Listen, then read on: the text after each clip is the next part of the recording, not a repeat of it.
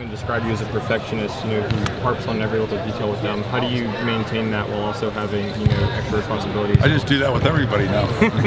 No, I mean, that's how you get good. I mean, if you know you grade it out at 75%, then we want to grade out at 80. If you grade out at 80, then we're trying to get to 85. If you grade out at 85, we're trying to get to 90. Now, is it realistic to be perfect in football? You can't be perfect, but we have a bar that's set high. We have high expectations. We expect guys to be focused, locked in, know their job, and do it really well. And so my thing now is to make sure that that mentality that we had with our offensive line permeates to all the positions, which we've always had that. It's just I got to continue to carry that banner. And so when I see things that I don't like a receiver doing or a running back or a quarterback doing, now I can step in and say, hey, I'd like to see this a little better, or we need to do this a little bit this way, and so forth. So, I mean, just another voice and another set of eyes. Where Tom did that last year, I've got to pick up the slack on some of that this year. What did you take away from your previous stints of offensive ability? I love it. It's exciting. It's why I coach football. I mean, it's the reason that I've dedicated my whole life to this is because I love the entire picture, the entire thing. I love run game, passing game, perimeter, just all positions. I'm really into all of them. I played a lot of different positions when I was in college and high school. I coached a lot of different positions, so I'm just into the big picture of football and how it all comes together. How can you put your imprint on this offense, seeing that there's so many other coaches that are helping out? How do you put your imprint and your philosophy into this offense now? Well, you have to be careful with that. It's not my offense. It's Coach Meyer and Ohio State's offense. My job is to make sure that we continue to operate at a high level and then to enhance the offense as we move forward. So I'm not going to try to do anything other than continue to carry the banner of execution. I mean, we're based on toughness, execution, fundamentals. We want to continue to do that. We want to continue to find out who our playmakers are, and all within the confines of Coach Meyer, and he sets the tone for that. So he's in a lot of offensive meetings. So I'm not going to steer this thing in a different direction. I'm going to steer it down the path that he wants, which has been a real successful path. And my thing is just, I guess, my deal is always like perfection and toughness will be the two things that I've always harped on, and we'll continue to do that. Where can this offense go that it hadn't gone yet, Ed, meaning from an attack standpoint? Well, we just have to evaluate. I mean, that's what spring ball is for. And, you know, the thing about spring ball is you're starting over. This season, nothing we did last season will win us any games this year. What we do this year and how we prepare and how we develop our players will determine how successful we are. So, you know, where can it go? With the amount of talent we have back and the amount of playmakers we have, if we execute well, if we're physically tough and we take care of the football, we can do good things on offense. We expect to be a good offensive team, and the pieces are there. We just have to start from scratch and rebuild and put it back together again, and that's what spring's for. Do you like, number one, what are the requirements to become a slob, and do you like what you see in the potential new slobs?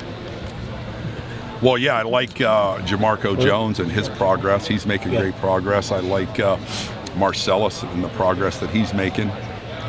Evan Lyles going to get his chance this spring to run with the ones. You know, he got hurt last year in Navy prep the week of the Navy game and didn't practice at all season. And then in the final couple weeks, he got out there a little bit and ran around, but never really practiced full go. So he's missed a year.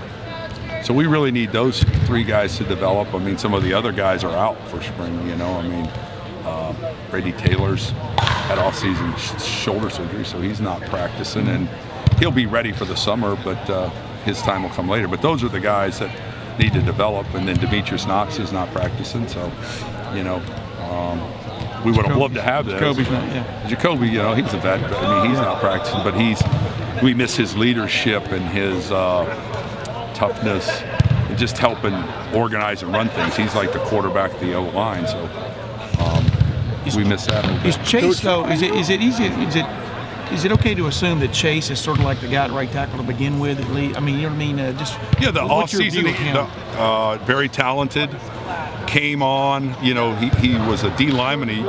you know, and then he got hurt and he came off surgery. So a year ago at this time he didn't practice. Yeah. So we got him in the summer, and you know, it took a while for him to get his rhythm, which is, you know, what Evan Lyle's going through, and he hit stride where we thought he was really playing good by the middle towards the end of the season. But you got a starting lineup, we're on a roll. Darrell Baldwin's playing his butt off. I mean, you know, so we spot played him a little bit here and there, but just didn't really shake up the rotation.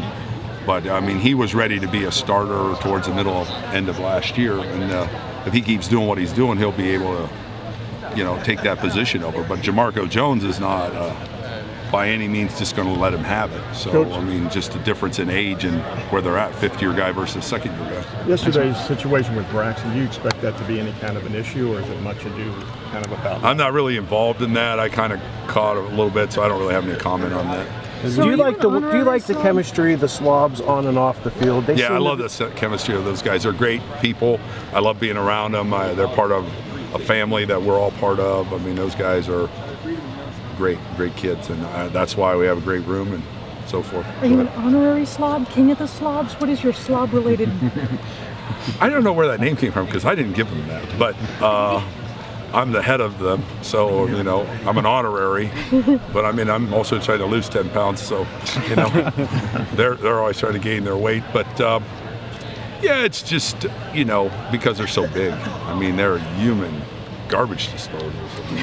I mean, 8,000 calories a day, and they look pretty good doing it. So, I mean, if I keep up with them, you have to get 4X from me. How do you describe the quarterback situation? Is it a good problem to have when you have, you know, JT and Cardale? Yeah, it's a great problem to have. I mean, it's one of those ones that will take care of itself down the road. Right now, it's just watch Cardale grow and develop and get better, and those other guys are doing what they can do to continue to grow and develop and get better, and we'll, you know, have to figure that out when the time comes. But it's not right now. Yeah, I guess you had Curtis Samuel running some at wide.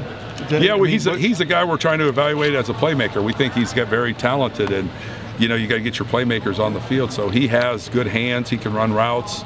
So his role could be a lot of different places. So we're just trying to figure out how he can help this offense as a playmaker. Yeah, do you allow yourself in the spring to think about who's coming in the fall that's not here? I mean, do you ever envision them in the offense? Sometimes, a little bit. Yeah. But you have to do that with, you know, calculated risk, because for every freshman you think is going to come in and help you, you know, you're wrong probably 60% of the time. And so you can't count on those guys. I mean, who we got out here right now on this team or who we're counting on, and then if a couple of those freshmen can come in and add some depth and become playmakers, yeah, and you just never know how their transition, how they respond. They're talented dudes, so some of them may be able to do it, but it's hard to predict, you know.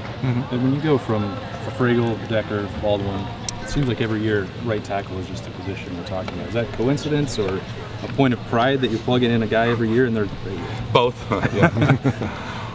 Well, you know, it's just you try to, you know, solidify your left tackle and have a guy locked in there for at least a couple years, and then, you know, you're kind of the new guy you're breaking in, you kind of work the right tackle is the way I see it. But I mean, it's just kind of worked out that way. Does it surprise you how far ahead JT is? He looks pretty good out there. No, nothing surprises me with JT. I mean, he's a hard worker. He's does everything he could possibly do mentally and physically. So he's coming along pretty good, and it's fun to have him out there. You know, Urban told us yesterday, day before yesterday, that it's starting to wear on him, eat on him a little bit, that he is going to have to name one guy to be the starter. You know, you guys will have to name one guy. Is it that way with you too a little bit, to know that you've got guys that have accomplished things, but two are going to have to sit? I'm a patient guy, so I'm worried about making sure we have a good Thursday practice and making sure we have a good Saturday practice and making sure we have a good week next week. And when the time comes for us to have to do that, we will. And I'm not going to, you know, get too worked up about that right now. I mean, it's what we do. I mean, we're fortunate that we have such quality quarterbacks here.